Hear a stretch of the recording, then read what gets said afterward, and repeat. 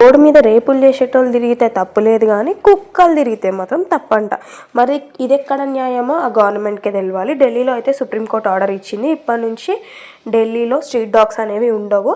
ఎందుకంటే వాటికి సపరేట్గా షెల్టర్స్ మెయింటైన్ చేసి ఒక షెల్టర్ కింద 5000 డాగ్స్ లాగా పెడతారంట.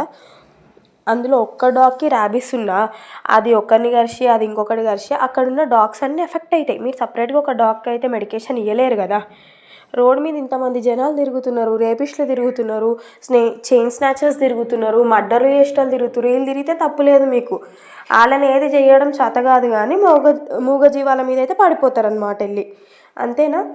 ఈ గవర్నమెంట్ అసలు ఏం చేద్దాం అనుకుంటుందో నాకైతే అర్థమైతే లేరు. మీరు మెడికేషన్ అని అడిగి తీసుకెళ్ళి వాటిని బతికిస్తున్నారో చంపుతున్నారో మాకైతే తెలియదు కదా. అవి మనల్ని ఏమనవండి, మనం వాటిని హామ్ చేసేదాకా అవి మనల్ని ఏమనవు. కుక్కలే నయ్యం ఓ కాడికి మనుషులతో పోల్చుకుంటే.